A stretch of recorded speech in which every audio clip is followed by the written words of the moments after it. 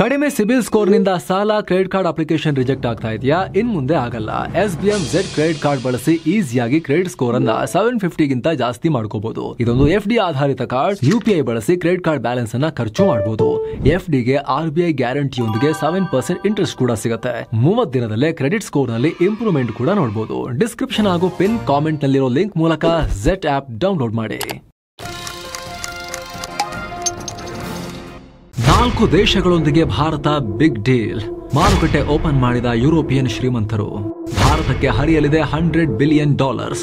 ನಮಸ್ಕಾರ ಸ್ನೇಹಿತರೆ, ಭಾರತದೊಂದಿಗೆ ವ್ಯಾಪಾರ ಮಾಡಬೇಡಿ, ಭಾರತದ ನೆಗೆದು ಬಿದ್ದು ಹೋಗಿರೋ ಸತ್ತೋಗಿರೋ ಆರ್ಥಿಕತೆ ಅವ್ರನ್ನ ದೂರ ಇಡಿ ಅಂತ ಅಮೆರಿಕ ಅಧ್ಯಕ್ಷ ಬಾಯ್ ಹರ್ಕೊಳ್ತಿರೋ ಹೊತ್ತಲ್ಲೇ ಭಾರತ ಹಾಗೂ ಯುರೋಪಿಯನ್ ರಾಷ್ಟ್ರಗಳ ಸಂಬಂಧದಲ್ಲಿ ದೊಡ್ಡ ಬೆಳವಣಿಗೆಯಾಗಿದೆ. ಅಮೆರಿಕದ 4 ಮಿತ್ರರು ಭಾರತದೊಂದಿಗೆ ಮುಕ್ತ ವ್ಯಾಪಾರಕ್ಕೆ ಸೈನ್ ಹಾಕಿದ್ದು ಅದು ಈಗ ಆಲ್ರೆಡಿ ಜಾರಿಗೂ ಬಂದಿದೆ. ಅಷ್ಟೇ ಅಲ್ಲ, ಭಾರತಕ್ಕೆ ಭರ್ತಿ $100 ಬಿಲಿಯನ್ ಹೂಡಿಕೆ ಮಾಡೋದಾಗಿ ಭರವಸೆ ಕೊಟ್ಟಿದ್ದಾರೆ. ದೇಶದಲ್ಲಿ ಹೊಸದಾಗಿ 10 ಲಕ್ಷ ಹೊಸ ಉದ್ಯೋಗ ಸೃಷ್ಟಿ ಮಾಡಬಹುದು ಅಂತ ಭಾರತ ಸರ್ಕಾರ ಹೇಳಿದೆ. ನಮ್ಮ ದೇಶದಲ್ಲಿ ಹೂಡಿಕೆ ಮಾಡಿ ಇಲ್ಲ ಟ್ಯಾರಿಫ್ ಹೇರ್ತೀನಿ ಅಂತ ಟ್ರಂಪ್ ಕುತ್ತಿಗೆ ಹಿಡಿದು ಕೇಳ್ತಿರೋ ಹೊತ್ತಲ್ಲಿ ಈ ಡೆವಲಪ್ಮೆಂಟ್ ಆಗಿದೆ. ಮುಂದಿನ ದಿನಗಳಲ್ಲಿ ಇದು ಭಾರತ ಹಾಗೂ ಯುರೋಪಿನ ಸಂಬಂಧಕ್ಕೆ ಹೊಸ ಮೈಲುಗಲ್ಲು ಆಗಬಹುದು ಅನ್ನೋ ವಿಶ್ಲೇಷಣೆ ಮಾಡಲಾಗ್ತಿದೆ. ಹಾಗಿದ್ರೆ ಭಾರತ ಹಾಗೂ ಯುರೋಪ್ ನಡುವೆ ಆಗಿರೋ ಹೊಸ ಒಪ್ಪಂದ ಏನು? ಒಟ್ಟೊಟ್ಟಿಗೆ ಅಗ್ರಿಮೆಂಟ್ಗೆ ಸೈನ್ ಹಾಕಿರೋ ಆ ರಾಷ್ಟ್ರಗಳು ಯಾವುವು? ಇದು ಚೀನಾ ಅಮೆರಿಕ ಊರಿಗೆ ಕಾರಣವಾಗ್ತಿರೋದು ಯಾಕೆ? ಭಾರತದ ಕನಸಿಗೆ ಅಭಿವೃದ್ಧಿಗೆ ಇದು ಹೇಗೆ ಸಹಾಯ ಮಾಡುತ್ತೆ? ಎಲ್ಲವನ್ನ ಅರ್ಥ ಮಾಡ್ಕೊಳ್ತಾ ಹೋಗೋಣ. ಕಡೆ ತನಕ ಮಿಸ್ ಮಾಡಿದೆ ನೋಡಿ ಸ್ನೇಹಿತರೆ. ಅದಕ್ಕಿಂತ ಮುಂಚೆ ಒಂದು ಸಣ್ಣ ಮನವಿ ನಿಮ್ಮ ಹತ್ರ. ಸಬ್ಸ್ಕ್ರೈಬ್ ಮಾಡದೇ ಇರೋ ವೀಕ್ಷಕರಿಗೆ ಮನವಿ, ವಿಡಿಯೋ ಕೆಳಗಿರೋ ಸಬ್ಸ್ಕ್ರೈಬ್ ಬಟನ್ ಮೇಲೆ ಕ್ಲಿಕ್ ಮಾಡಿ, ಪಕ್ಕದ ಬೆಲ್ ಐಕಾನ್ ಮೇಲೆ ಕ್ಲಿಕ್ ಮಾಡೋ ಮೂಲಕ ನಿಮ್ಮ ಬೆಂಬಲವನ್ನ ನಮಗೆ ಕೊಡಿ ಅನ್ನೋದು ನಿಮ್ಮಲ್ಲಿ ನಮ್ಮ ಮನವಿ. ಬನ್ನಿ ಈಗ ಸ್ನೇಹಿತರೆ ಆರಂಭ ಮಾಡೋಣ. ಯುರೋಪಿನ ರಾಷ್ಟ್ರಗಳೊಂದಿಗೆ ಟ್ರೇಡ್ ಡೀಲ್ ಅಕ್ಟೋಬರ್ 1ರಿಂದಲೇ ಜಾರಿಗೆ. ಭರ್ತಿ 15 ವರ್ಷಗಳ ಮಾತುಕತೆ, 1 ವರ್ಷದ ಪ್ರಯತ್ನದ ನಂತರ ಕಡೆಗೂ ಭಾರತ ಹಾಗೂ EFTA ಒಕ್ಕೂಟ ಒಪ್ಪಂದ ಜಾರಿಗೆ ಬರ್ತಾ ಇದೆ. ಯುರೋಪಿನ 4 ಶ್ರೀಮಂತ ರಾಷ್ಟ್ರಗಳು ಅಂದರೆ ನಾರ್ವೆ, ಸ್ವಿಟ್ಜರ್ಲ್ಯಾಂಡ್, ಐಸ್ಲ್ಯಾಂಡ್ ಮತ್ತು ಲಿಕ್ಟೆನ್ಸ್ಟೈನ್ ರಾಷ್ಟ್ರಗಳು ಒಪ್ಪಂದಕ್ಕೆ ಸೈನ್ ಹಾಕಿದ್ದಾರೆ. ಹಾಗೆ ನೋಡಿದ್ರೆ 2024ರಲ್ಲೇ ಇದಕ್ಕೆ ಒಪ್ಪಿಗೆ ಸಿಕ್ಕಿತ್ತು. ಆದರೆ ನಾನಾ ಕಾರಣಗಳನ್ನು ಕೊಟ್ಟು ಇದನ್ನು ಜಾರಿಗೆ ತಂದಿರಲಿಲ್ಲ. ಈಗ ಅಧಿಕೃತವಾಗಿ ಅಕ್ಟೋಬರ್ 1ರಿಂದಲೇ ಇದು ಜಾರಿಯಾಗಿದೆ. ಈ ಮೂಲಕ ಇನ್ಮೇಲೆ ಭಾರತ ಹಾಗೂ EFTA European free trade association ನಡುವಿನ ವ್ಯಾಪಾರ ಸುಂಕರಹಿತವಾಗಿ ನಡೆಯುತ್ತೆ. ಸ್ನೇಹಿತರೆ, ಇಲ್ಲಿ ಈ ಒಪ್ಪಂದದಿಂದ ಭಾರತಕ್ಕೆ ಏನು ಲಾಭ, ನಮ್ಮ ಆರ್ಥಿಕತೆಗೆ ಏನು ಕೊಡುಗೆ ಸಿಗುತ್ತೆ ಅನ್ನೋದು ಅರ್ಥ ಆಗಬೇಕು ಅಂದ್ರೆ ಈ ಕೂಟದ ಬಗ್ಗೆ ನಾವು ಸ್ವಲ್ಪ ಅರ್ಥ ಮಾಡ್ಕೋಬೇಕು. ಏನಿದು EFTA ಕೂಟ? ಸ್ನೇಹಿತರೆ, ಇದು ಯುರೋಪ್ನಲ್ಲಿರೋ 4 ರಾಷ್ಟ್ರಗಳ ವ್ಯಾಪಾರಿ ಕೂಟ. ಯುರೋಪಿಯನ್ ಯೂನಿಯನ್ಗೆ ಪರ್ಯಾಯವಾಗಿ 1960ರಲ್ಲಿ ಇದನ್ನ ರಚನೆ ಮಾಡ್ಕೊಂಡಿದ್ರು. ಹಾಗೆ ನೋಡಿದ್ರೆ ಬ್ರಿಟನ್, ಪೋರ್ಚುಗಲ್, ಡೆನ್ಮಾರ್ಕ್, ಸ್ವೀಡನ್ ಹೀಗೆ ಸಾಕಷ್ಟು ರಾಷ್ಟ್ರಗಳು ಇದರಲ್ಲಿದ್ವು. ಆದ್ರೆ ಯುರೋಪಿಯನ್ ಯೂನಿಯನ್ ಶಕ್ತಿ ಹೆಚ್ಚಾದ ನಂತರ ತುಂಬಾ ರಾಷ್ಟ್ರಗಳು ಅಲ್ಲಿಗೆ ಶಿಫ್ಟ್ ಆದ್ವು. ಕೊನೆಗೆ ನಾರ್ವೆ ಮತ್ತು ಸ್ವಿಟ್ಜರ್ಲ್ಯಾಂಡ್ಗಳು ಉಳ್ಕೊಂಡ್ವು. ಆಮೇಲೆ ಇದಕ್ಕೆ ಐಸ್ಲ್ಯಾಂಡ್ ಮತ್ತು ಲಿಕ್ಟೆನ್ಸ್ಟೈನ್ ರಾಷ್ಟ್ರಗಳು ಸೇರ್ಕೊಂಡು ಬೇರೆ ಕೂಟಕ್ಕೆ ಹೋಲಿಸ್ಕೊಂಡ್ರೆ ಇದು ಎಲ್ಲ ರೀತಿಯಲ್ಲೂ ಸಣ್ಣ ಕೂಟನೇ. ಆದ್ರೆ ಆರ್ಥಿಕವಾಗಿ ಮತ್ತು ತಾಂತ್ರಿಕವಾಗಿ ಎಲ್ಲಾ ರಾಷ್ಟ್ರಗಳು ಶ್ರೀಮಂತನೇ ಇದಾವೆ ಇದರಲ್ಲಿ. ಈ ಕೂಟದ ರಾಷ್ಟ್ರಗಳು ಸರಾಸರಿ ತಲಾದಾಯ $1,08,000 ಇದೆ. ಭಾರತಕ್ಕಿಂತ 50 ಪಟ್ಟು ಈ ರಾಷ್ಟ್ರಗಳ ಜನ ಶ್ರೀಮಂತರಿದ್ದಾರೆ. ಹಾಗೆ ಪುಟಾಣಿ ಗುಂಪಿನ ತಾಕತ್ತು $1.33 ಟ್ರಿಲಿಯನ್ ಎಕಾನಮಿ ಎಷ್ಟಿದೆ. ಏನೋ ಈ ಗುಂಪಿನ ವ್ಯಾಪಾರದ ಕಡೆಗೆ ಬಂದ್ರೆ ಜಗತ್ತಿನ ಬಹುತೇಕ ರಾಷ್ಟ್ರಗಳೊಂದಿಗೆ ವ್ಯಾಪಾರ ಮಾಡ್ತಾರೆ. ಭಾರತ ಕೂಡ ಇಂಪಾರ್ಟೆಂಟ್ ಪಾಲುದಾರ. European union, America, Britain, China ನಂತರ 5ನೇ ಅತಿ ದೊಡ್ಡ ವ್ಯಾಪಾರಿ ಪಾಲುದಾರ ಭಾರತ.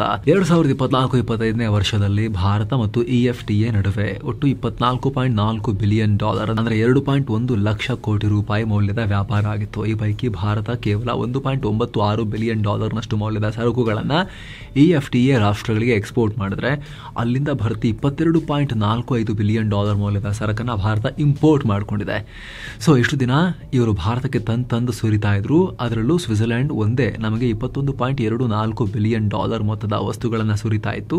ಭಾರತದಲ್ಲಿ ಚಿನ್ನಕ್ಕೆ ಬೇಡಿಕೆ ಇದ್ರಿಂದ $18 ಬಿಲಿಯನ್ ಮೊತ್ತಕ್ಕೆ ಚಿನ್ನನೇ ಬರ್ತಾ ಇತ್ತು. ಆದರೆ ಈಗ ಈ ರಾಷ್ಟ್ರಗಳ ಜೊತೆಗೆ ಮುಕ್ತ ವ್ಯಾಪಾರ ಒಪ್ಪಂದಕ್ಕೆ ಸೈನ್ ಬಿದ್ದಿರೋದ್ರಿಂದ ಈ ವ್ಯಾಪಾರಕ್ಕೆ ಹೊಸ ಬೂಸ್ಟ್ ಸಿಗುತ್ತೆ. ಭಾರತಕ್ಕೆ ಯುರೋಪಿನ ಬಾಗಿಲು ಓಪನ್. ಈ ಒಪ್ಪಂದದ ಅಡಿಯಲ್ಲಿ ಭಾರತದ 99.6% ವಸ್ತುಗಳಿಗೆ ಸುಂಕ ವಿನಾಯಿತಿ ಕೊಟ್ಟಿದ್ದಾರೆ. ಭಾರತದಿಂದ ಕೆಲ ಪ್ರೈಮರಿ ಎಕ್ಸ್ಪೋರ್ಟ್ ಅಂದರೆ ಕೆಮಿಕಲ್ಸ್, ಕಬ್ಬಿಣ ಮತ್ತು ಸ್ಟೀಲ್, ಬೆಲೆ ಬಾಳುವ ಹರಳುಗಳು, ನೂಲು, ಕ್ರೀಡಾ ಸಾಮಗ್ರಿ, ಗ್ಲಾಸ್ವೇರ್ ಮತ್ತು ಔಷಧಗಳು ಕಡಿಮೆ ಸುಂಕದಲ್ಲಿ ಯುರೋಪನ್ನ ಸೇರ್ತವೆ. ಇದರ ಜೊತೆಗೆ ಮೆಕ್ಯಾನಿಕಲ್ ಪಾರ್ಟ್ಸ್, ಯಂತ್ರೋಪಕರಣಗಳು, ಇಂಜಿನಿಯರಿಂಗ್ ಐಟಮ್ಸ್ ಭಾರತದಿಂದ ಹೆಚ್ಚಿನ ಪ್ರಮಾಣದಲ್ಲಿ ರಫ್ತಾಗಲಿವೆ. ಹಾಗೆ ಬಾಸ್ಮತಿ ಅಕ್ಕಿಗಿಂತ 125% ಟ್ಯಾರಿಫ್ ಈಗ 0 ಗಿಳಿದಿದೆ. ಅಲ್ಲಿ ನಮ್ಮ ರೈತರಿಗೆ ಅನುಕೂಲ ಆಗುತ್ತೆ. ನಮ್ಮ ಕರ್ನಾಟಕದ ಕಾಫಿ ಕೂಡ ಟ್ಯಾರಿಫ್ ಇಲ್ಲದೆ ಅಲ್ಲಿಗೆ ರಫ್ತಾಗುತ್ತೆ. ಉಳಿದಂತೆ ಟೆಕ್ಸ್ಟೈಲ್, ಲೆದರ್ ಮತ್ತು ಫುಡ್ ಪ್ರಾಡಕ್ಟ್ಸ್ ಎಲ್ಲದಕ್ಕೂ ಹೊಸ ಮಾರುಕಟ್ಟೆ ಸಿಗುತ್ತೆ. ಇನ್ನು ಸ್ನೇಹಿತರೆ, ವರದಿಯಲ್ಲಿ ಮುಂದುವರಿಯುವ ಮುನ್ನ 7 ಸೈನ್ಸ್ ಟೂರಿಸಂ ಕಂಪನಿ ಅಂಡಮಾನ್ಗೆ ಟ್ರಿಪ್ ಅನ್ನ ಆಯೋಜನೆ ಮಾಡಿದೆ. ಆಫರ್ ಪ್ರೈಸ್ ಕೇವಲ 51,700 ರೂಪಾಯಿ ಮಾತ್ರ.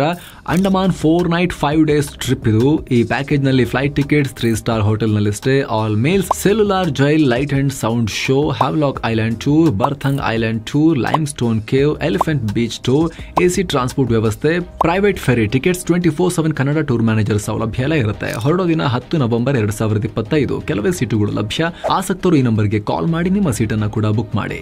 ಬನ್ನಿ ಈಗ ವರದಿಯಲ್ಲಿ ಮುಂದುವರಿಯೋಣ. ಜೆಮ್ಸ್ ಅಂಡ್ ಜ್ಯುವೆಲರಿಗೂ ಕೂಡ ಡ್ಯೂಟಿ ಫ್ರೀ ಆಕ್ಸೆಸ್ ಸಿಕ್ಕಿದೆ. IT, education, audio visual services ಹೀಗೆ ಎಲ್ಲ ಕ್ಷೇತ್ರಗಳಲ್ಲೂ ಭಾರತ ವಿಸ್ತರಿಸಿಕೊಳ್ಳೋ ಪ್ಲಾನ್ ಹಾಕಿದೆ. ಎಲ್ಲಕ್ಕಿಂತ ಮುಖ್ಯವಾಗಿ ಈ ಒಪ್ಪಂದದಿಂದ ಭಾರತಕ್ಕೆ ಸುಮಾರು $100 ಬಿಲಿಯನ್ ಹೂಡಿಕೆ ಆಗುತ್ತೆ. ಶ್ರೀಮಂತ ರಾಷ್ಟ್ರಗಳು ತಮ್ಮ ಹಣವನ್ನು ಭಾರತದಲ್ಲಿ ಹೂಡಿಕೆ ಮಾಡ್ತಾರೆ. ಇದರಿಂದ 10 ಲಕ್ಷ ಉದ್ಯೋಗ ಸೃಷ್ಟಿಯ ನಿರೀಕ್ಷೆ ಇದೆ. ಅಷ್ಟೇ ಅಲ್ಲ, ಇದಕ್ಕೆ ಟೈಮ್ ಲೈನ್ ಕೂಡ ಹಾಕೊಳ್ಳಲಾಗಿದೆ. ಇದು ಜಾರಿಗೆ ಬಂದ ಮೊದಲ 10 ವರ್ಷಗಳಲ್ಲಿ $50 ಬಿಲಿಯನ್ ಇನ್ವೆಸ್ಟ್ಮೆಂಟ್ ಆಗುತ್ತೆ. ಉಳಿದ 5 ವರ್ಷಗಳಲ್ಲಿ $50 ಬಿಲಿಯನ್ ಹೂಡಿಕೆಯಾಗುತ್ತೆ. ಇದಕ್ಕೆ ಎರಡೂ ಕಡೆಯಿಂದ ಸ್ಟ್ರಾಂಗ್ ಕಮಿಟ್ಮೆಂಟ್ ಇದೆ ಅಂತ ಹೇಳ್ಕೊಂಡಿದ್ದಾರೆ. ಸೊ ಸ್ನೇಹಿತರೆ, ಇದು ಭಾರತದ ಪಾಲಿಗೆ ತುಂಬಾ ಮುಖ್ಯ. ಯಾಕಂದ್ರೆ ಮೊದಲನೇದಾಗಿ ಭಾರತಕ್ಕೆ ಯುರೋಪ್ ಇನ್ನಷ್ಟು ಹತ್ರ ಆಗುತ್ತೆ, ಇಂಟಿಗ್ರೇಟ್ ಆಗುತ್ತೆ ಭಾರತದೊಂದಿಗೆ ಎಕಾನಾಮಿಕಲಿ. ಇಷ್ಟು ದಿನ ಚೈನಾ, ಅಮೆರಿಕದಂತಹ ರಾಷ್ಟ್ರಗಳೊಂದಿಗೆ ಮಾತ್ರ ಇವರು ಇಂಥ ದೊಡ್ಡ ಅಗ್ರಿಮೆಂಟ್ಗೆ ಸೈನ್ ಹಾಕ್ತಾ ಇದ್ರು. ಇದೇ ಕಾರಣಕ್ಕೆ ಕಳೆದ 20 ವರ್ಷಗಳಿಂದ ಚೀನಾ ಇಲ್ಲಿ ದೊಡ್ಡ ಪ್ರಮಾಣದಲ್ಲಿ ಬೇರೂರಿದೆ. ಈಗ ಅಲ್ಲಿಗೆ ಭಾರತ ಕೂಡ ಎಂಟ್ರಿ ಕೊಡ್ತಾ ಇರೋದ್ರಿಂದ ಸ್ಟ್ರಾಟಜಿಕಲಿ ಮತ್ತು ಎಕಾನಾಮಿಕಲಿ ಭಾರತಕ್ಕೆ ಅಡ್ವಾಂಟೇಜ್. ಈಗ ಆಲ್ರೆಡಿ ಬ್ರಿಟಿಷರೊಂದಿಗೂ ಈ ಒಪ್ಪಂದ ಮಾಡ್ಕೊಂಡಿದ್ದೀವಿ ನಾವು. ಯುರೋಪಿನ ಮಾರುಕಟ್ಟೆ ಈಗ ಭಾರತಕ್ಕೆ ಇನ್ನಷ್ಟು ವಿಸ್ತರಣೆಯಾಗಿದೆ. ಜೊತೆಗೆ ಯುರೋಪಿಯನ್ ಯೂನಿಯನ್ಗೂ ಒಂದು ನಂಬಿಕೆ ಬರುತ್ತೆ. ಇಷ್ಟು ದಿನ ಮುಕ್ತ ವ್ಯಾಪಾರ ಒಪ್ಪಂದ ಅಂದ್ರೆ ಭಾರತ ಹಿಂದೆ ಸರಿತಾ ಇತ್ತು. ಅದರಲ್ಲೂ ಯುರೋಪಿಯನ್ ರಾಷ್ಟ್ರಗಳ ವಸ್ತುಗಳು ಅಂದ್ರೆ ಭಯ ಬೀಳ್ತಾ ಇತ್ತು. ದೇಸಿ ಉದ್ಯಮಗಳಿಗೆ ಪೆಟ್ಟು ಬೀಳುತ್ತೆ ಅನ್ನೋ ಆತಂಕದಲ್ಲಿ ಪ್ರೊಟೆಕ್ಷನಿಸ್ಟ್ ಕಂಟ್ರಿ ಆಗಿತ್ತು. ಆದ್ರೀಗ ಒಂದು ಕೂಟದ ಜೊತೆಗೆ ಅಗ್ರಿಮೆಂಟ್ ಆಗಿರೋದ್ರಿಂದ ಯುರೋಪಿಯನ್ ಯೂನಿಯನ್ ಕೂಡ ಮುಕ್ತವಾಗಿ ಒಪ್ಪಂದ ಮಾಡ್ಕೊಳ್ಳೋಕೆ ಮುಂದಾಗಬಹುದು.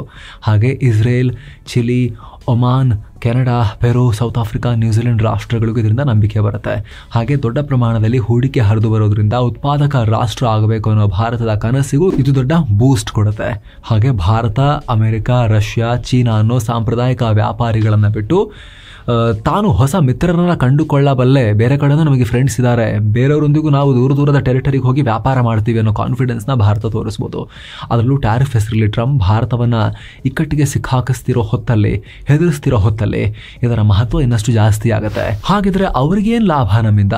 ಸ್ನೇಹಿತರೆ, ಅಗ್ರಿಮೆಂಟ್ ಅಡಿಯಲ್ಲಿ ಭಾರತ ಕೂಡ ಅವರಿಗೆ 95.3% ವಸ್ತುಗಳಿಗೆ ಡ್ಯೂಟಿ ಫ್ರೀ ಆಕ್ಸೆಸ್ ಕೊಟ್ಟಿದೆ. ಹಾಗಂತ ಚಿನ್ನದ ದರ ಕಮ್ಮಿ ಆಗುತ್ತೆ ಅಂತ ಆಸೆ ಇಟ್ಕೋಬೇಡಿ. ಯಾಕಂದರೆ ಚಿನ್ನದ ಇಂಪೋರ್ಟ್ಗೆ ಭಾರತ ಯಾವುದೇ ಹೆಚ್ಚುವರಿ ಕನ್ಸೆಷನಲ್ ಬೆನಿಫಿಟ್ ಕೊಟ್ಟಿಲ್ಲ. ಅಷ್ಟೇ ಅಲ್ಲ, ಡೈರಿ, ಸೋಯಾ, ಕಲ್ಲಿದ್ದಲುಗಳನ್ನು ಈ ಮುಕ್ತ ವ್ಯಾಪಾರ ಒಪ್ಪಂದದಿಂದ ಹೊರಗಿಡಲಾಗಿದೆ. ಇವೆಲ್ಲ ಸೆನ್ಸಿಟಿವ್ ಸೆಕ್ಟರ್ಸ್ ಇರೋದ್ರಿಂದ ನಮ್ಮ ದೇಶದ ಉತ್ಪಾದಕರನ್ನ ಕಾಪಾಡೋಕೆ ಹೊರಗಿಟ್ಟಿದ್ದಾರೆ ಒಪ್ಪಂದದಿಂದ. ಆದರೆ ಮೆಡಿಸಿನ್ ಸೇರಿ ಸಾಕಷ್ಟು ಕ್ಷೇತ್ರಗಳಿಗೆ ಆಕ್ಸೆಸ್ ಇದೆ. ಇನ್ನು ಈ ಒಪ್ಪಂದದಿಂದ EFTA ರಾಷ್ಟ್ರಗಳಿಗೆ ಭಾರತ ಕೂಡ ಹತ್ರ ಆಗುತ್ತೆ. 145 ಕೋಟಿ ಜನ ಇರೋ ಮಾರುಕಟ್ಟೆ ಯುರೋಪಿನ ಈ ರಾಷ್ಟ್ರಗಳಿಗೆ ಓಪನ್ ಆಗುತ್ತೆ. ಭಾರತ ವಿಶ್ವದ ಅತಿ ದೊಡ್ಡ ಚಿನ್ನ ಖರೀದಿದಾರ ಆಗಿದ್ದು EFTA ಎಕ್ಸ್ಪೋರ್ಟ್ ನಲ್ಲಿ 80+% ಚಿನ್ನವನ್ನೇ ಕಳಿಸ್ತಾರೆ. ಸೊ EFTA ರಾಷ್ಟ್ರಗಳಿಗೆ ಭಾರತೀಯ ಚಿನ್ನದ ಬೇಡಿಕೆಯಿಂದ ಲಾಭ ಸಿಗುತ್ತೆ. ಭಾರತದ ಮಾರುಕಟ್ಟೆಯಲ್ಲಿ ಅವರ ಪೊಸಿಷನ್ ಇನ್ನಷ್ಟು ಸ್ಟ್ರಾಂಗ್ ಆಗುತ್ತೆ. ಹಾಗೆ $100 ಬಿಲಿಯನ್ ಹೂಡಿಕೆ ಮಾಡ್ತಿರೋದ್ರಿಂದ ಭಾರತದ ಸರ್ವಿಸ್ ಸೆಕ್ಟರ್, ಸ್ಟಾರ್ಟ್ಅಪ್ಗಳಲ್ಲಿ ಇವರ ಪ್ರೆಸೆನ್ಸ್ ಇರುತ್ತೆ.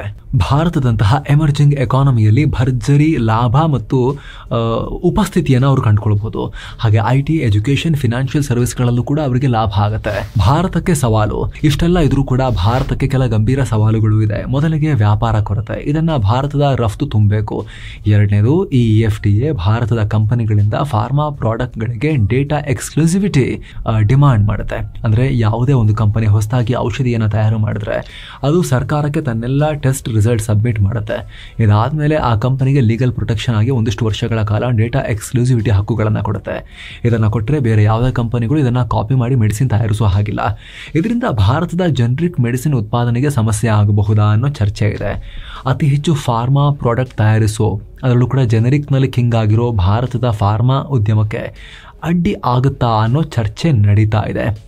ಅಲ್ಲದೆ ಈ ವ್ಯಾಪಾರಿ ಕೂಟ ತನ್ನ ದೇಶದ ಕಂಪನಿಗಳು ಫಾರಿನ್ನಲ್ಲಿದ್ದರೂ ಆ ಪೇಟೆಂಟ್ಗಳನ್ನು ಕಂಟ್ರೋಲ್ ಮಾಡೋ ಪವರ್ ಇಟ್ಕೊಂಡಿದೆ. ಉದಾಹರಣೆಗೆ ಈ ರಾಷ್ಟ್ರದ ಕಂಪನಿಗಳು ಭಾರತದಲ್ಲಿ ಕೆಲಸ ಮಾಡಿದ್ರೆ ಅದರ ಪೇಟೆಂಟ್ ಮೇಲೆ ಹೆಚ್ಚಿನ ನಿರ್ಬಂಧವನ್ನು ಅವರೇ ವಿಧಿಸ್ತಾರಲ್ಲಿ ಕೂತ್ಕೊಂಡು. ಅಲ್ಲದೆ ನಮ್ಮ ಭಾರತದಲ್ಲಿ ಪೇಟೆಂಟ್ ಪಡೆದ ಕಂಪನಿ ಭಾರತದಲ್ಲೇ ಉತ್ಪಾದನೆ ಮಾಡಬೇಕು ಅನ್ನೋ ನಿಯಮ ಇದೆ. ಆದರೆ ಈ EFTA ಕೂಟದ ರೂಲ್ಸ್ ಪ್ರಕಾರ ಭಾರತದಲ್ಲೇ ತಯಾರಿಸಬೇಕು ಅನ್ನೋ ಬಲವಂತ ಮಾಡೋಂಗಿಲ್ಲ. ವಿದೇಶಗಳಿಂದಲೂ ಇಂಪೋರ್ಟ್ ಮಾಡ್ಕೊಳ್ಳೋಕೆ ಅವಕಾಶ ಇದೆ. ಆಗ ಈ ರಾಷ್ಟ್ರಗಳು ತಮ್ಮ ದೇಶದಲ್ಲೇ ಕೈಗಾರಿಕೆ ಸ್ಥಾಪಿಸ್ಕೊಂಡು ಭಾರತಕ್ಕೆ ರಫ್ತು ಮಾಡ್ಕೊಳ್ಳೋಕೆ ಇದನ್ನು ಮಿಸ್ಯೂಸ್ ಮಾಡಿದ್ರೆ ಅನ್ನೋ ಕನ್ಸರ್ನ್ ಕೂಡ ಇದೆ. ಆದರೆ ಅವಾಗ ಏನಾಗುತ್ತೆ ಗೊತ್ತಾ, EFTA ಕಂಪನಿಗಳು ತಯಾರಿಸಿದ ಮೆಡಿಸಿನ್ಗಳು ಭಾರತದಲ್ಲಿ ತಯಾರಿಸಿದಷ್ಟು ಕಮ್ಮಿ ಕಾಸ್ಟಲ್ಲಿ ಯುರೋಪಲ್ಲಿ ತಯಾರಿಸ್ಲಿಕ್ಕೆ ಆಗಲ್ವಲ್ಲ, ಅದು ದುಬಾರಿ ಆಗ್ಬೋದು. ಆವಾಗ ಮಾರ್ಕೆಟ್ ನಿಮ್ದು ಕಾಸ್ಟ್ಲಿ ಯಾರಿಗೆ ಬೇಕು ಅಂತ ರಿಜೆಕ್ಟ್ ಕೂಡ ಮಾಡ್ಬೋದು. ಮಾರ್ಕೆಟ್ ಅದನ್ನು ಡಿಸೈಡ್ ಮಾಡುತ್ತೆ. ಹಾಗಾಗಿ ಏನು ಆಗಲ್ಲ ಅನ್ನೋ ಸಮಾಧಾನ ಕೂಡ ಇದೆ. ಸೊ ಫ್ರೆಂಡ್ಸ್, ಇದಾಗಿತ್ತು EFTA ಭಾರತ ಮುಕ್ತ ವ್ಯಾಪಾರ ಒಪ್ಪಂದದ ಬಗ್ಗೆ ನಿಮಗೆ ಕ್ವಿಕ್ ಆಗಿ ಒಂದಷ್ಟು ಮಾಹಿತಿಯನ್ನು ಕೊಡೋ ಪ್ರಯತ್ನ. ನಿಮಗೆ ಇಷ್ಟ ಆಗಿದ್ರೆ ಸ್ನೇಹಿತರೆ ಮಿಸ್ ಮಾಡದೆ ಲೈಕ್ ಮಾಡಿ, ಶೇರ್ ಮಾಡಿ, ಹಾಗೆ ಸಬ್ಸ್ಕ್ರೈಬ್ ಮಾಡಲಿಲ್ಲ ಅಂದರೆ ದಯವಿಟ್ಟು ಸಬ್ಸ್ಕ್ರೈಬ್ ಮಾಡಿ, ಪಕ್ಕದ ಬೆಲ್ ಐಕಾನ್ ಮೇಲೆ ಕ್ಲಿಕ್ ಮಾಡಿ ಅನ್ನೋದು ನಿಮ್ಮಲ್ಲಿ ನಮ್ಮ ಕಳಕಳಿಯ ಮನವಿ. ಮತ್ತೆ ಭೇಟಿ ಆಗ್ತಿರೋಣ ಸ್ನೇಹಿತರೆ. ನಮಸ್ತೆ.